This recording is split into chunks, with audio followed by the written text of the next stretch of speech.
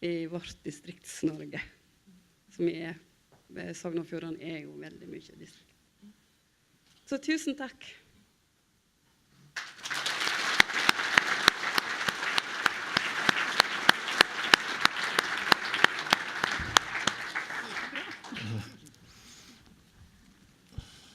Ja, det fint. Få noen ordentlig fine bilder nå, og et ordentlig godt smil. Da sier vi tusen takk til prisutdelerne, og dette her gikk jo veldig bra også i år, så det regner med du må bare innfinne deg med å komme tilbake neste år.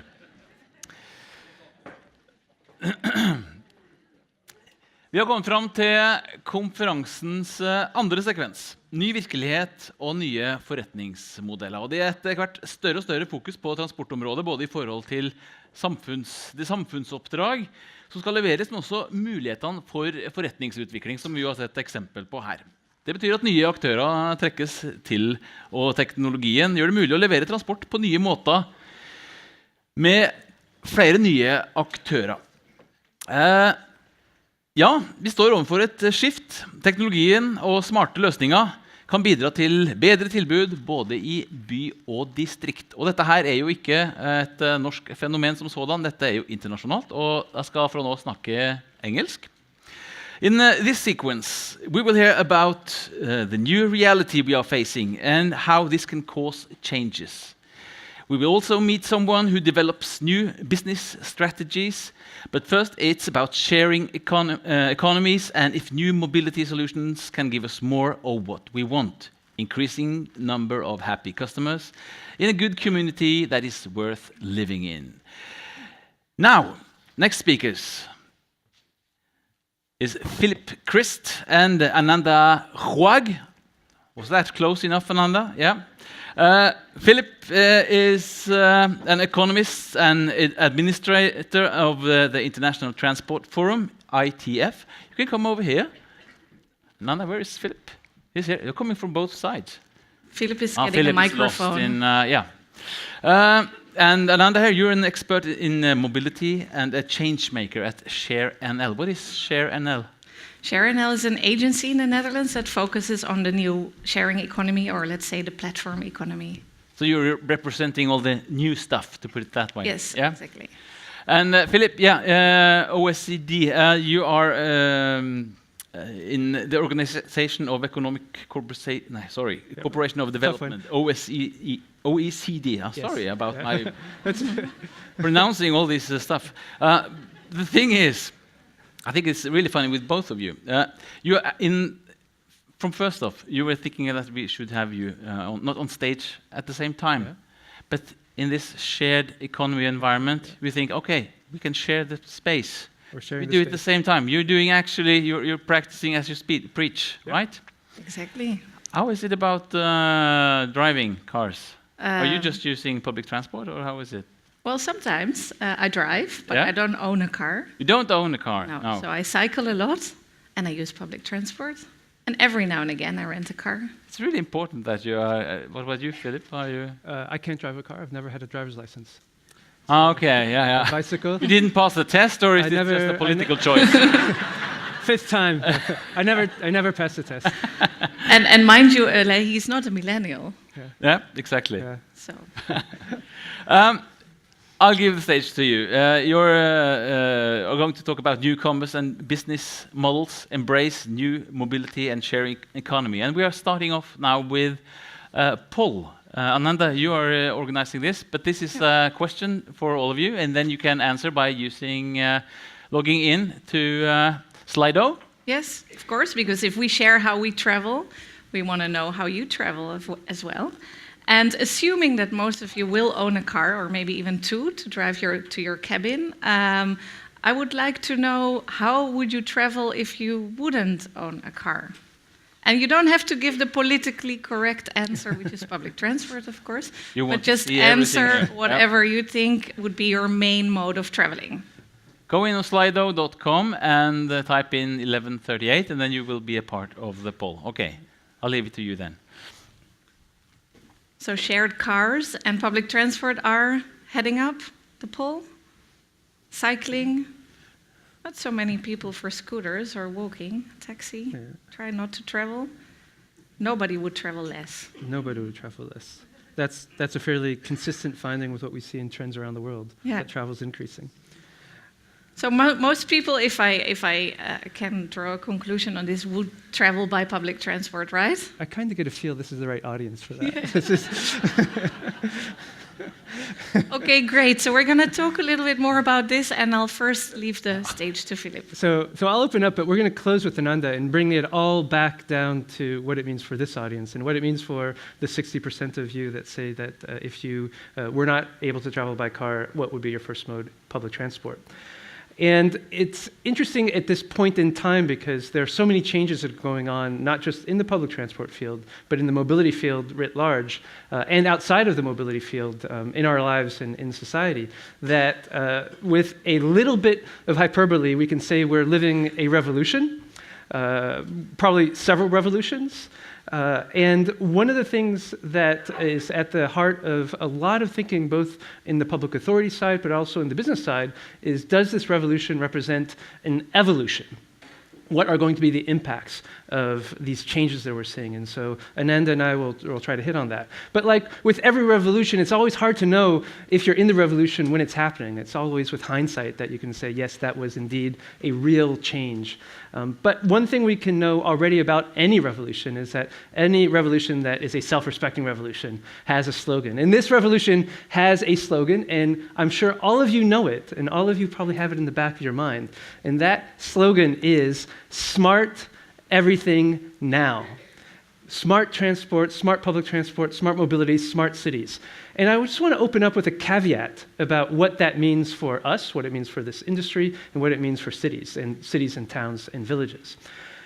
The idea of this smart city, the smart urban space concept is predicated on the fact that there are a lot of efficiencies that we can extract from the way in which we do things, the way in which we live, the way in which we move, the way in which we organize ourselves. And a lot of that thinking is based on an idea that we can develop cities and towns as machines for living, as computers for everyday experience, where the smart concept came from originally was from looking at buildings, but it's percolated its way throughout discourse around mobility and urban space in general. And I want to point out that this idea of hyper-efficiency is one that is very compelling, of course, because we all want to be more efficient.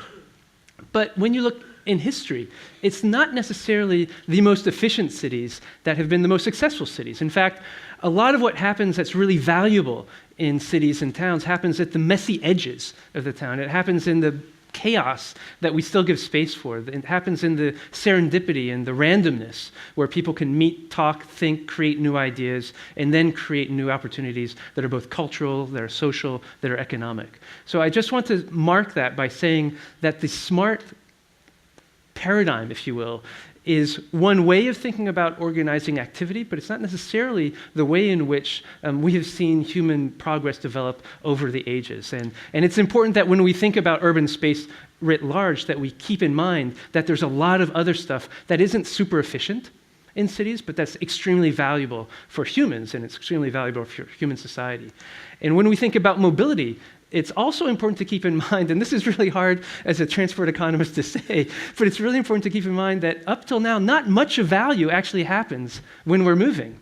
And that seems counterintuitive because we're all about moving. In fact, the really interesting thing happens when people stop moving and when they get out of a car, when they get off of their bicycle, when they get out of the bus, and when they start talking to each other, when they start interacting with each other. So mobility is not really about what it creates in terms of its value, this movement value, but in its access value that it provides for cities. So that's a large caveat, but I want you to keep that in the back of your mind because we're going to be talking about a lot of digitally enabled technologies. And when you say digitally, you think automatically, well, this is going to lead us to a smarter, more efficient, hyper-efficient future. So keep in mind this back idea that we have to design these systems for humans, for us, and for the towns and for the villages and for the urban settlements that we all live in. So we'll speak about 4 things today before we get to the takeaways. About the convergence that we see happening in the world right now, about the impacts, early impacts, what the potential impacts of some of these trends would be, looking at business models, and then looking at how all these changes are blurring the boundaries between how we think about public transport, how we think about individual transport, and how we think about transport mobility writ large. It has not necessarily been an easy task to organize mobility in cities, but it's certainly been more straightforward than in the past. We haven't had that many choices to organize, and although it's not trivial, it's certainly not the choices that we face today. And there are a number of new options that some of you are developing, that many of you are facing, that in the world are becoming more and more popular. And these new options are entering into this space enabled by this digitalization of society, this digitalization that each of us is a participant in. And this digitalization isn't just in highly developed economies, it's happening throughout the world. And this digital layer is in creating new opportunities, not just in Europe, not just in North America, but in Africa and Latin America and in a lot of other places as well. This digitalization, thinking forward, will not be the only technical element to consider when we think about mobility. In many ways in which we move around, we can think about slowly removing human agency in actually driving vehicles and actually controlling vehicles. Automation is going to be a big game changer, but I would submit to you that it is not going to be the largest game changer going forward in the next 20 to 30 years. What will really start changing things is not just the automation aspect, but linked to that, when machines start making decisions based on what machines are receiving as inputs. When artificial intelligence starts becoming one of the major factors in both technical systems, but the way in which those technical systems impact human behavior, that will be a major game changer. And all of these things are converging, as I said, in transport, but they're converging from outside of mobility as well. And this is something where it becomes quite daunting to think about, well, what then does it mean for my business, for my industry? What does it mean for myself as a person in the next few years? We're all undergoing this revolution. At the International Transport Forum at the OECD, we've tried to think about what might be some impacts of some scenarios bringing together those different types of trends that I've pointed out. And we've done a number of studies looking at the widespread uptake of shared mobility systems. And in these studies, we've looked in 4 different cities, in Lisbon, Auckland, Dublin, and Helsinki. We've tried to understand what are the full impacts if you replace every car trip with a shared mobility option. That includes some forms of traditional public transport and many forms of non-traditional transport. In fact, we've looked at these modes in all of these cities, retaining cycling and walking, where those trips are best served, looking at door-to-door robo-taxis, if you will. But after the first study, the Lisbon study, we started realizing that the automation aspect wasn't as important. So these are human-driven door-to-door shared taxis. On-demand taxi buses, if you will. So these are buses that have pop-up stops, but that serve major flows across the city that can be best served by these type of minibuses up to 16 people. And of course, keeping in place heavy-duty rail-based public transport, and in some cases, bus-based public transport, in the cases of Helsinki and Dublin, for example. And as I said, we took this existing fleet of vehicles, we zeroed out all the cars, and for all of those car trips, we allocated them to these different modes based on some agent-based modeling and a lot of very detailed inputs from the cities as to stated tip preference or revealed preferences about people's desirability for these new forms of modes, new forms of transport. And what we found, which is not inconsistent with almost every other study that has looked at this, is that you can actually conceivably, theoretically, deliver the same mobility as today with these shared mobility systems by zeroing out all car trips with the same level of quality, and that is in the same timing of travel and the same origins and destinations. But in particular, the effect of that is to reduce in the model, most of the car fleet necessary to deliver those vehicles, up to 97% between 93 and 97% reduction in cars in the city. And for the same trips, shared trips, so in that aspect, they're not really the same quality as before, but the same number of origins, destinations, and time of departure, arrival. So that is a very large fleet reduction impact, and that translates into an immediate reduction of the need for any surface parking You can remove, in all the cities that we looked at, all of the surface parking, which increases up to 20% of the curb-to-curb space. That release of space is one of the first findings that people really started picking up on our work and other people who've done this kind of work in cities. That release of space is often highly valuable urban space, space that can be put to other uses, other transport uses in some cases, but other social uses or other commercial uses of that space. So that is a lesson for, or a bit of information that public authorities should keep in mind. So if we move in that direction, there is this potential for a release of public space. That release of public space should be anticipated. And there should be some planning made as to how to reallocate that space. And I'll come back to that later. What happens when you ghost out 93 to 97% of the car fleet? One of the things we saw is in our modeling, after many iterations in the dispatch algorithm that we use, we could see a large reduction in vehicle kilometers traveled. That varies from city to city. It's always positive. In the case of Lisbon, we saw almost a halving of the vehicle kilometers traveled to deliver the same mobility. Now, this isn't the same for all cities. In some of the other cities, there's only a 30% reduction of vehicle kilometers traveled. Now, I want to pause here and say these are modeled results.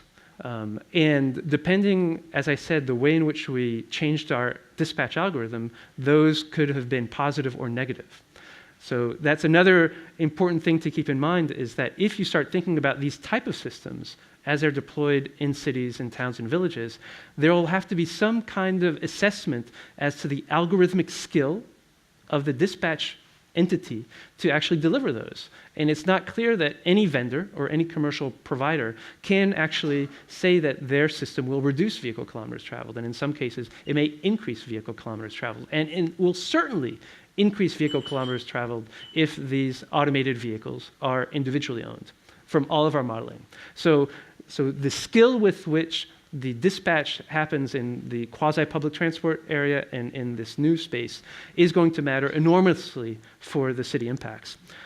But looking at CO2 emissions that are linked to vehicle kilometers traveled, and these are with existing internal combustion engine technologies, we see across the board a significant decrease in CO2 emissions. So there is some potential for second-hand or second-order effects from this type of reduction in vehicle kilometers traveled. What about for public transport? And here is #Rooter. What does it mean for operators in large cities and medium cities and smaller rural areas? We looked in the urban sphere of all these cities, so a dense core and a rural, more less dense outer part.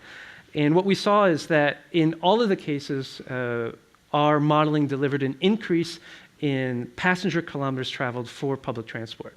Now, that is an aggregate figure that should be taken with some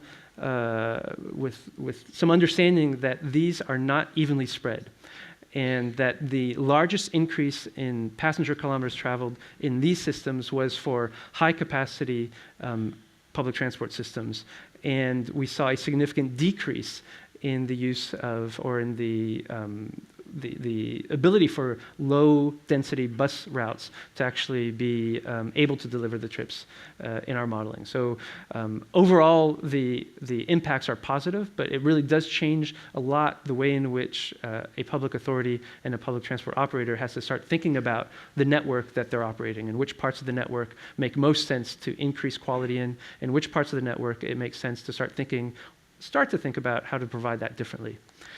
Access to opportunity, access to jobs, access to schools, to healthcare facilities was one part of our work looking at all of these cities. And what we saw is that here, for example, in Helsinki, you see the main, not the bus system, but the main quarters of the rail-based tram and rail-based system. And we looked at 30-minute, how many jobs could be accessed from each grid in the city within 30 minutes.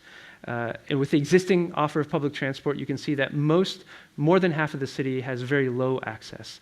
In fact, most of the city has very low access to other jobs using existing forms of public transport. When we modeled the access with the shared mobility options, including some of the rail-based options that we kept in place, you see that that changes dramatically, especially in the center. And that shouldn't surprise anyone, because what we've modeled here in effect, is car-based mobility without the car numbers and without the congestion. And so it shows that this different system can increase accessibility with the caveat that these vehicles are now shared and that there is a core public transport service that is still providing a lot of that, a lot of the large, dense flows of passengers throughout the city center. Across the cities, we see an increase in accessibility. The highest was in Lisbon, but that's because of the spread out nature of the city and the poor public transport offer in the peripheral areas of the city.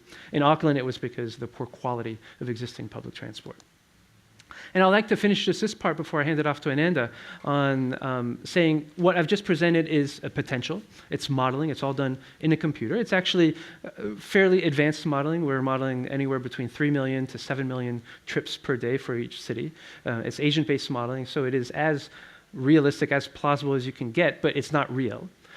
So what lessons do we get from the early adoption of some of those type of services? It's next year, just in a few months, it will be 10 years since the first ride sourcing services showed up in North America, Lyft and then Uber. And we are now seeing some evidence coming out of North America, coming out of the US, in 6, or now 7, because one just came out earlier this week, 7 quantitative studies looking at what have been the impacts of these services on public transport, on vehicle kilometers traveled, on congestion. And they are mixed, is the best thing we can say. We can generally say that all of those studies point to a neutral effect on car ownership. That's because while a small percentage in America, in the United States, drivers give up their cars, many drivers for these services actually purchase a car or lease a car for the first time. So that effect tends to balance out. Also because many of the people that are using these ride sourcing services are relatively upper income. They already have a car that they don't get rid of when they start using a lot of ride sourcing services. In terms of mode shift, some studies have indicated a large shift so that most of the new people using these ride sourcing services are coming from public transport or they're walking and cycling. And one thing to point out is when we look at the disaggregate figures, when they come from public transport, they come from certain legs of public transport. So they may, for example, no longer take the bus to a train station. They'll take a ride source vehicle to a train station. So that should be taken with a grain of salt. The most recent study, the one that came out just earlier this week, showed that in average across the United States, when a ride sourcing service enters the market, there is a 5% increase in public transport use after 2 years. That is probably the most detailed study we've seen so far. And one of the things they point out is the quality of public transport really matters.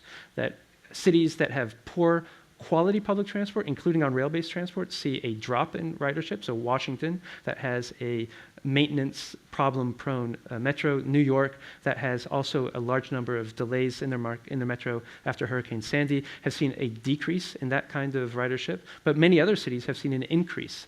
So the findings are neutral. And finally, in traffic, though, the findings are consistent. At the early uptake of ride sourcing in the United States, we see a consistent increase in vehicle kilometers traveled. And the main reason that is because a small number of trips are being serviced by these type of offers, by these type of services, which means that the displacement distances, the distance to go from a drop-off to a pickup, are large. So empty vehicle kilometers are the real engine of this growth in traffic that we see. And there are 2 ways that you can start thinking about this. One are what are the ways in which to increase load factors. The city of New York has started regulating and putting in place a pricing that's based on the loading of the vehicle. And the other way, of course, is to think about improving the dispatch algorithm. It's our thinking that over time that traffic impact will probably level off, we don't know where, and may even decrease in the future if you see a significant shift of car trips into these ride sourcing trips. Because of the density of demand. But again, these are things that are quite early and quite uncertain. And that's because what I've just described here is just one part of the new mobility field. And it's not the only one, and there are a number of other services that are developing at the same time.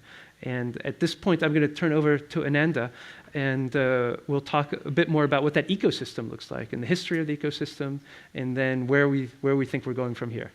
Thank you. Well, for me, definitely, this ideal scenario of 97% or 93% less cars is a dream. But when I discuss with friends, I know that a lot of them find it a nightmare scenario just because they feel they're going to be cut in their freedom of not having their own car in front of the door. So I think it will take a lot of time for us as consumers to really get used to traveling differently. So let's zoom into the sharing economy. Indeed, it's 10 years since Uber and Lyft came to the market, but it's about 6 years ago that the media really started picking up on the sharing economy phenomenon, and it was even on the front page of Time. They called it one of the 10 ideas that could change the world. Let's look into that, because is it something new? Because sharing things together and supply meeting demand on a platform used to be the old-fashioned market, so it's really not new as a phenomenon. But what is new is the digital factor of it. So like Philippe was saying, the smart access and the technology making it possible for us to find things and to access things in an easier way. So what does this term sharing economy mean? For me, it means that the central term of our economy is scarcity. But really, in our world, when you look around you, you see nothing but abundance. So there are so many cars, for example, around, so many other things, it's almost a shame that we're not using them. So the sharing economy is very much about abundance. And here it says, I play in the city with everything that exists, because there is a lot. And if you can then make that underused capacity visible through real-time information and through platforms, it makes it much easier to find where, at that moment that you need something, you can find it. And you can get in touch with your neighbors that, long time ago we all used to know them personally, but now we very often don't know who our neighbors are. So technology brings us together again. And the third thing is really about peer-to-peer, because that's the core of the sharing economy. And it means that me, as a consumer, I have a choice to rent my car from Avis or to rent my car from my neighbor. And that feels like freedom to me. And it also means the other way around, that I can become kind of a producer or like a car rental company, a small one with one car, and rent out my car, my house, or my anything to my neighbor. So you don't need to be only dependent of your source of main income, but you can find many ways to earn some of your cost back. So it would look like this in the sharing economy. So one person could be a caregiver, a cook, a lender, a postman, a hotelier, a seller, and so on and so on. And that's the peer-to-peer economy at the core of the sharing economy. And when you plot that into the regular economy, now don't focus too much on this, just the blue gray ring is like the traditional economy and the red one is the peer-to-peer. And what we see is things are growing closer to each other. So they're kind of finding each other. A few examples, because you can have the sharing economy in all the markets that you can imagine, from financial to transport to logistics to care. Everybody knows Airbnb, I guess. Anyone who doesn't? No? Okay, so you can share your room, of course, and make some money on it. But you could also, for example, rent out some extra storage space that you have at your house. Or, if you're an individual or a professional driver, you probably have empty space on the way back in which you can use to transport goods for other people. So just some examples on how to share space.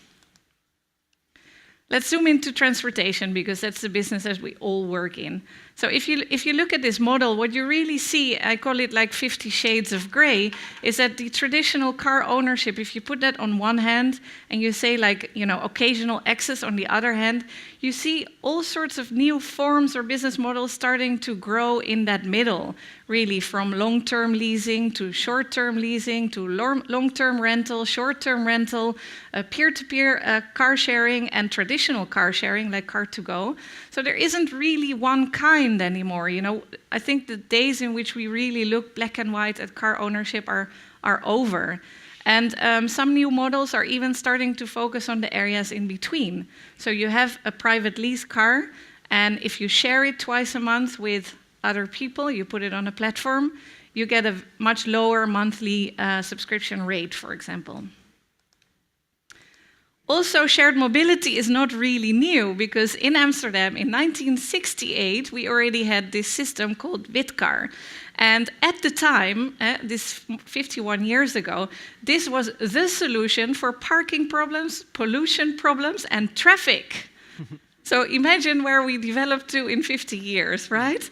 And it was ahead of its time because it was electrical and it was managed by a computer. You had to put in a kind of coin like you just saw, and then you drive from station to station. Well, it didn't live that long, but car sharing is around for quite a while, and the oldest systems in the Netherlands are about 25 years now. So all this sharing economy, platform economy, what did it do to our habits, to us as a consumer? It definitely changed our expectations, because I don't think there's anybody anymore, almost, or you really need to be a lover, that owns CDs, for example. So we became so used to, products as a service. The only point I want to make here is that the difficulty about transportation is that we cannot stream it. So if someone is using a bicycle, I can't use the bicycle at the same time, and that's a problem.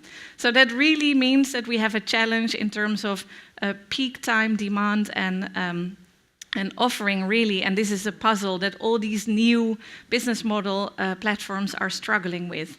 And wouldn't it be nice if we could just stream it and we could all watch the same movie together? It also means that people are no longer really interested in paying fixed fees. They really want to pay per use, which is actually not new to you guys, because this is what you've been doing for years. So you're really well positioned here. And on demand, like Philippe also said, so we're really used to, okay, I want to have transport now, or I want to have a delivery of food now, and I'm just going to press a button, and a delivery guy is coming to deliver my pizza right now. It doesn't matter if it's 3 a.m. or whatever time, I want it now. So that is, I think, also quite of a challenge, because we're so used to having everything at instant access. And this whole sharing economy brings a whole lot of new players on the market, like, for example, BlaBlaCar, who have a real different view on what assets are. So BlaBlaCar, for example, or most of the peer-to-peer sharing systems, they do not own any access, which makes it a whole different game for them than for traditional players like yourselves, because they don't need to make heavy investments in their assets. They just use drivers that are not on their payroll. They use cars that are not in their fleet. So that's a real game changer, I think, and we can definitely learn from that. And what we also see with that is, for example, BlaBlaCar uses, very smartly, I think, empty seats in trips that are already going to be made. What we also see is that sometimes these trips compete, especially with long-term, with long-distance train travel, for example, in France, right? Because it's much cheaper. And the same goes actually for car sharing, because some of the biggest car sharing companies, they don't even own a single car. So they just facilitate me finding someone who owns a car, and I need to meet that person and get the key, for example. We call them asset light.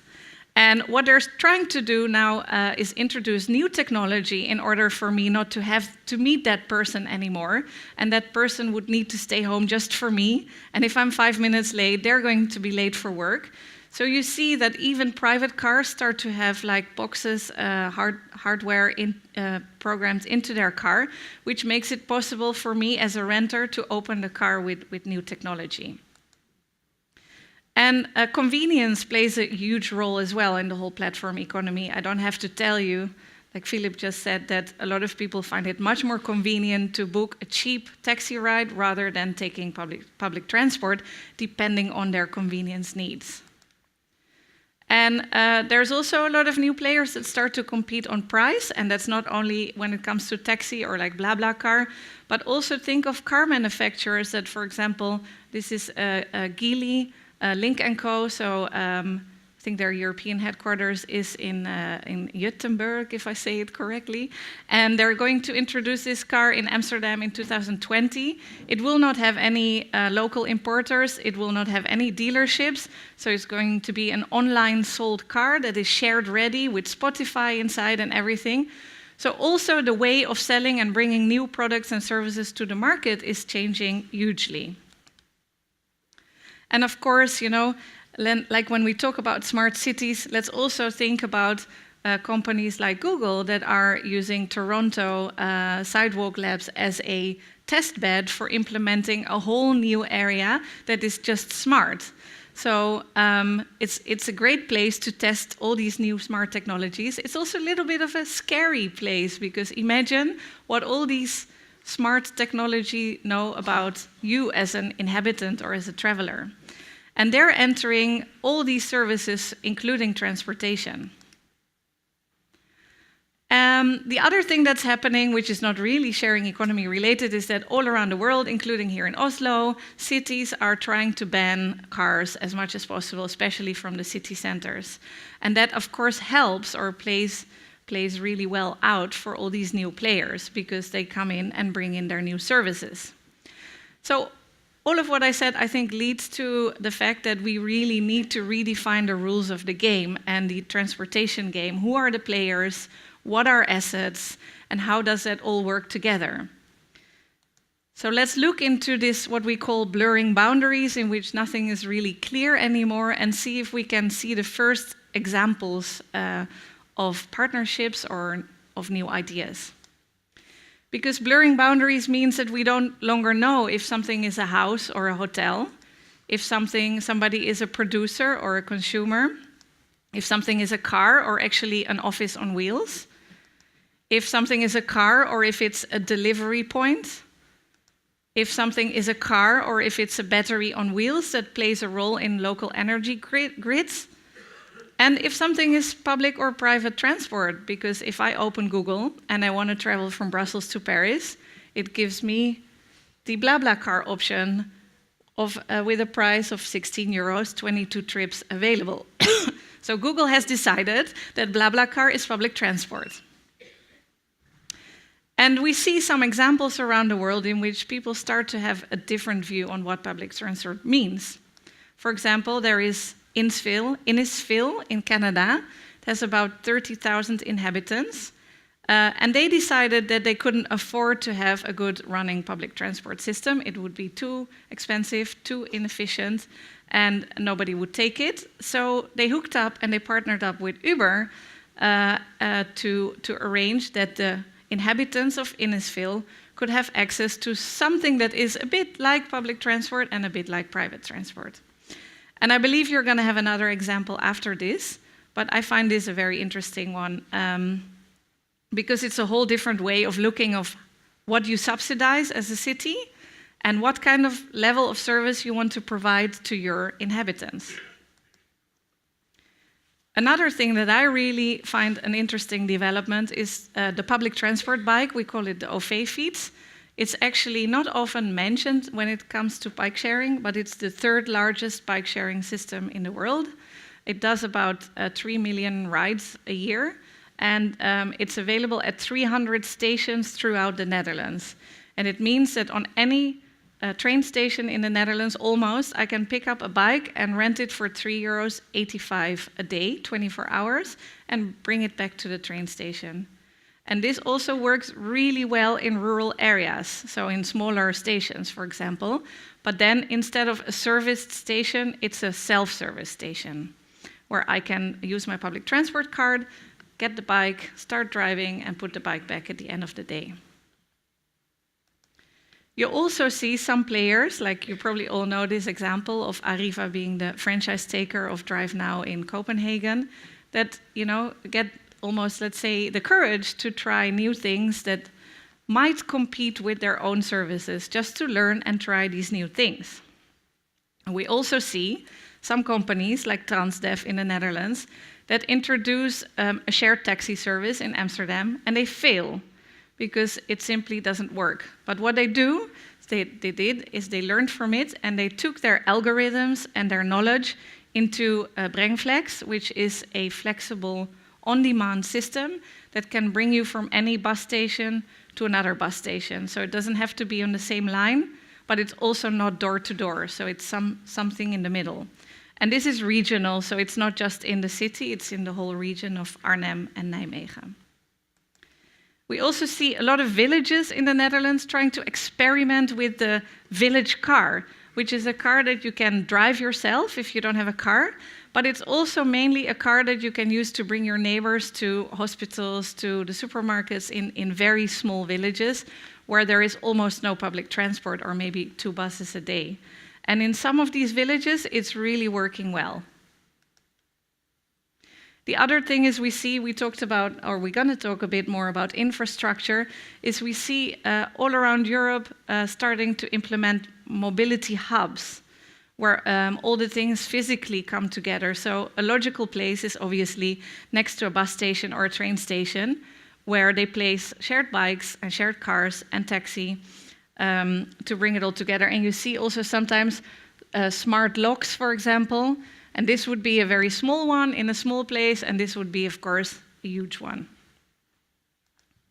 We also see a lot of new players coming to the market faster than we can even imagine. Like, I was in Paris last week, and there were kick scooters like that from Lime & Bird everywhere. It was amazing. And electrical scooters, for example, after Amsterdam came to Rotterdam. So they bring you further than a normal bike, of course. And the same we see with e-bike sharing and lots of other micro-mobility, of course. So a lot of things happening. Let's see what it means for the future. Yeah, let's talk about what are some of the early takeaways, like I said, from what we've talked about, this changing world, this brave new world, this daunting dystopian world, depending on your viewpoint. And we're going to talk about 4 things. The first thing will be mobility as a service. Who all here knows what mobility as a service is? Show of hands. Okay, I'm gonna flip that a little bit in a second. We'll talk about the need to respace our cities, our towns, our villages for some of these new services. We'll touch on how decision-making is being made and where government and public authorities or public mandates for city quality, for living quality are missing. And we'll finish it with talking about what it all means for this audience, for collective transport. So Meshi Mass. So you're wondering, what is Meshi? Well, I'll first say that probably the most compelling description of mobility as a service as I've ever heard came from the understanding of what it means in a day-to-day life. Mobility as a service is, of course, one of the many surfacifications of functions in society that we can see. I just was talking to people at MIT about human as a service, which is, you can imagine, people that put themselves in the shared economy context at the service, on usable or payable or contracted for 1 or 2 hours. But mobility as a service, the most compelling description of it came from Peter Monin, who's the air traffic engineer at Ghent. And he said, really, mobility as a service is like a virtuous version of Grand Theft Auto. And Grand Theft Auto is a game that none of you should be playing. And if your children are playing, I'd be very worried.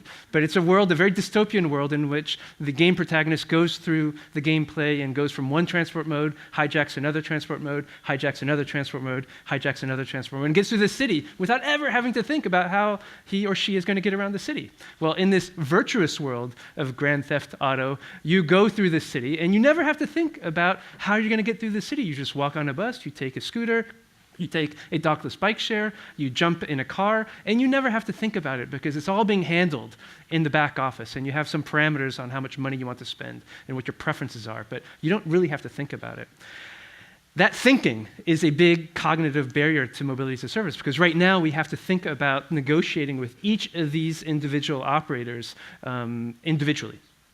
And one of the compelling aspects of the servicification of mobility is that you can bring it all through a platform, and that platform will help allocate rides to capacity to demand.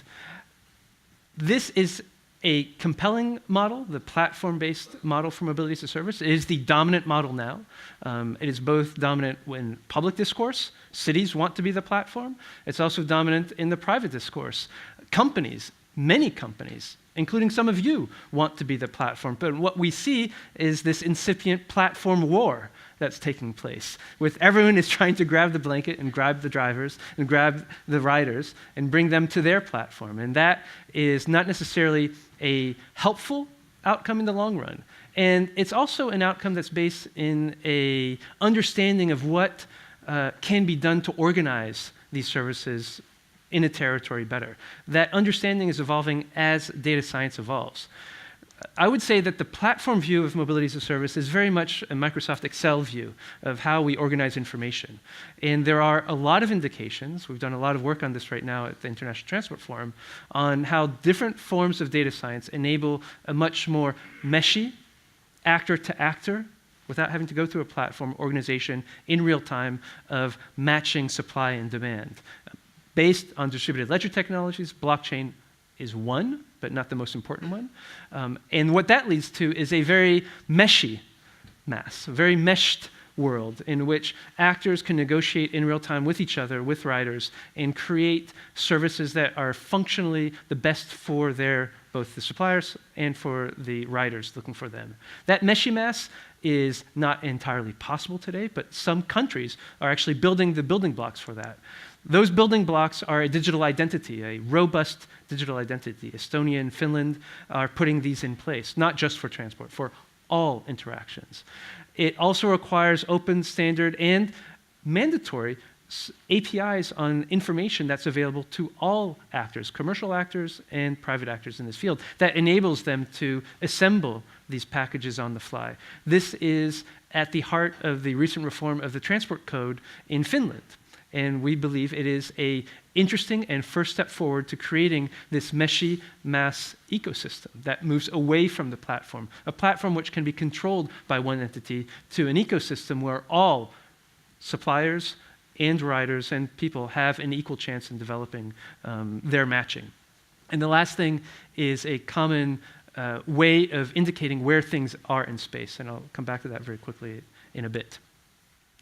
This respacing urban aspect is important because everything that we've described, this moving away from, let's call it a car-based mobility system, to a more flexible public transport, ride service, dockless bike share, scooter system, means that we're going to be moving from a concept of the city as a parking city to a pickup and drop-off city, where you access things when you need them, you leave them when you finished, and then you move on. And that will take place, that pickup and drop-off activity takes place in a forgotten part of urban infrastructure.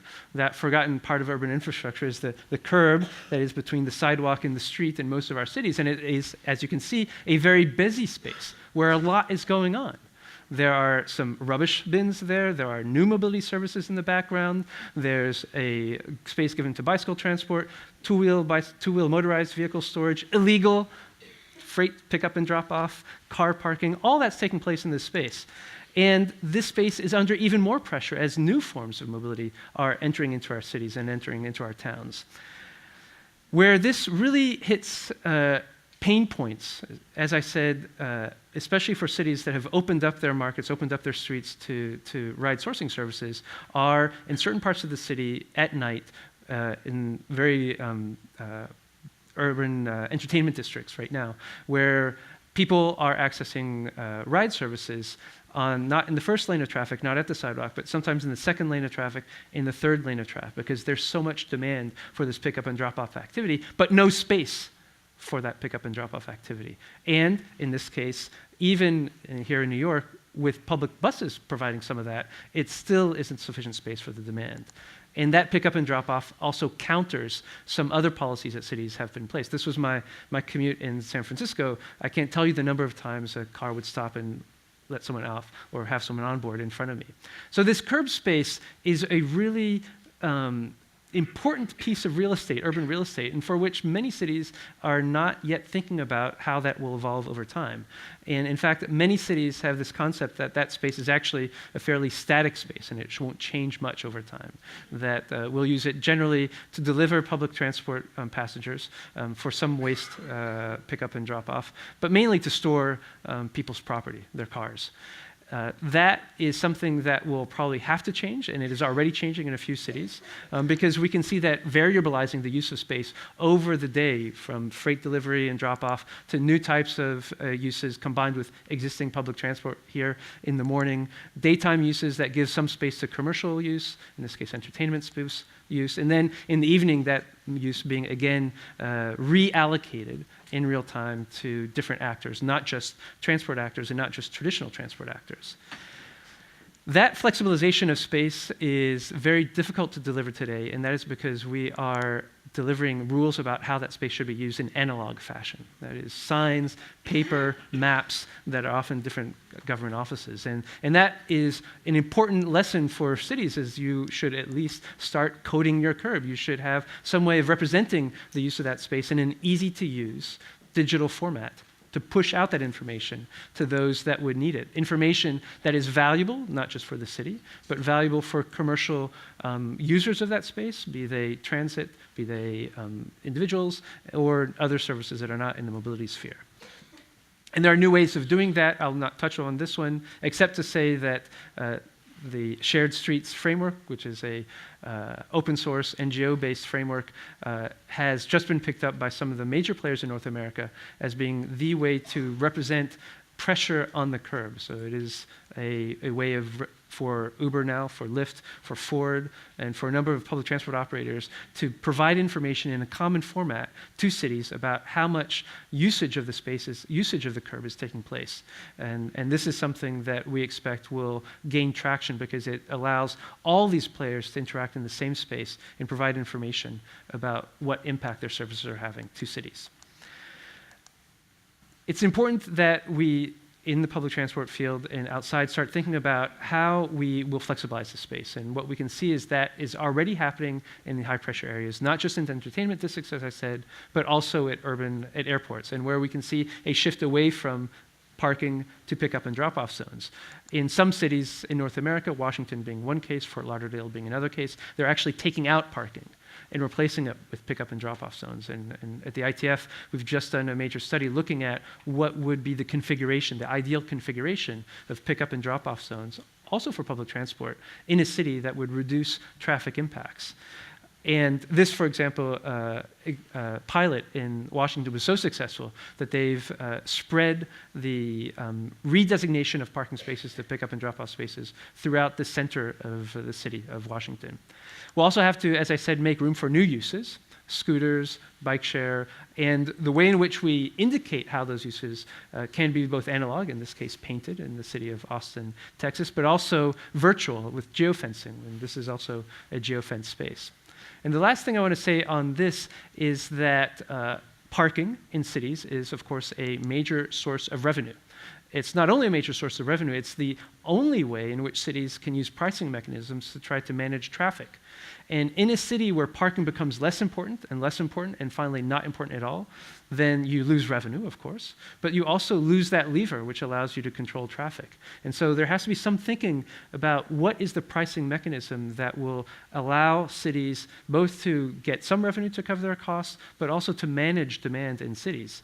You've seen this picture, Neil showed it earlier. What I thought was interesting is that in the future, this is a picture of what's happening, but what might be happening underneath it is a curb kiss fee that is recording that event, recording what the load factor was for the vehicle, and automatically generating a fee that is paid by the operator to the city, much as people pay parking today. That curb kiss fee, that sort of fee interaction mechanism for accessing the curb is something that is yet to be developed, but we think that it's going to be something important going forward. And the last thing I'll say is about how all of this is changing the way in which governments and public authorities can actually be effective in cities and for mobility. Jan Gehl, a Danish planner, famous Danish planner, said once that first we build cities and then cities shape us. I think you can say the same thing about algorithms today. First we code algorithms, but now algorithms are coding us. And it's important because when we look at a number of different areas of activity in mobility, be it from the self-driving car, from the Columbus shuttle, from route finding, from all these things that we depend on, there is an algorithm at the basis of that. And that algorithm has an if-then equation. And there's bias in the if-then equation, and there are assumptions in the if-then equation. Those algorithms are forming behavior, machine behavior, and then human behavior based on that. And one thing that isn't in that algorithm right now is public law, is what cities want. It's what humans want, and they elect governments for to write regulations about. And that space between machine coding, machine understanding, and machine laws, which are not governance laws, and human law, and written law and paper law is growing more and more. And at the OECD, generally, we find that a large source of tension, not just in the mobility field, in the legal field, in the healthcare field, in the education field, but also in the mobility field. And going forward, we'll have to think about, are there ways to make machine-readable regulations? For example, for coding city space, for coding access to cities, and bring that closer and closer together. So that's another area that we're looking forward to working on in our work on how the city will have to be reshaped for cities, for mobility.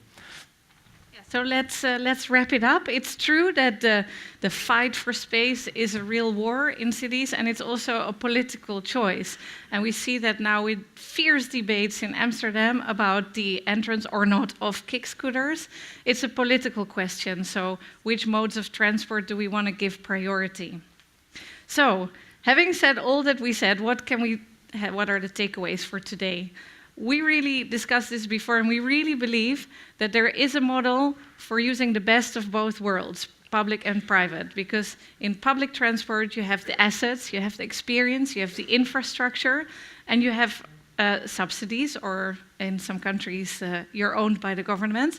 And private transport has a lot of room for flexibility, for doing whole different services than public transport is doing right now, and there is a different way of looking at assets. So let's combine those two things and to really make a closing, beautiful network that consumers can travel on. Let's also not reinvent the wheel, because what Philippe also said, and I see some of my clients are car manufacturers or public transport companies, they all want to start their own service and start piloting bikes and car sharing. But find partners, find people who already have the experience to do these kind of things and team up with them. And also, let's be creative about empty seats, really, because in some countries where there's no public transport, they use every single centimeters of space. And even in the smallest villages, there are a lot of cars, and these cars have empty seats, and there are ambulances or other types of official transport that can maybe play a role in the whole network. And think, like we say, digital infrastructure, because that's really the future. And one word of warning, we often, when we think about transport, we want to think about how we want to deliver transport and what's desirable, but that doesn't always match with where is the business model. And that's what you see in all these new types of transport. They want to operate in the city center because there's a high density and there's where they can earn money. So really, if we want to look at this combination together of public and private, we really need to think about how to fund also the desirable transport, and in those regions where there is no transport available. And let's not forget, it's not technology, it's not infrastructure, it's really us and our current ideas and our habits. So that's what we need to change in the future, and we need to do that all together, public transport and all these new modes together. And you guys, and I think all, you are really in the driving seat to change and transform transportation. And with changing transportation, you will also change the way that we live and our cities and our villages. And with that thought in mind, we'd like to close this presentation and hope we have room to ask you one or two questions. I don't think we have time. Quite on overtime. Overtime. Yeah.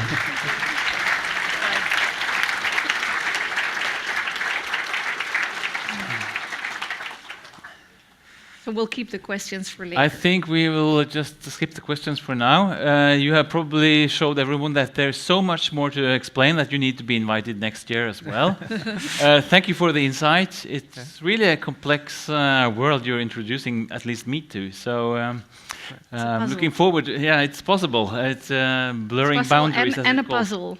A puzzle as well.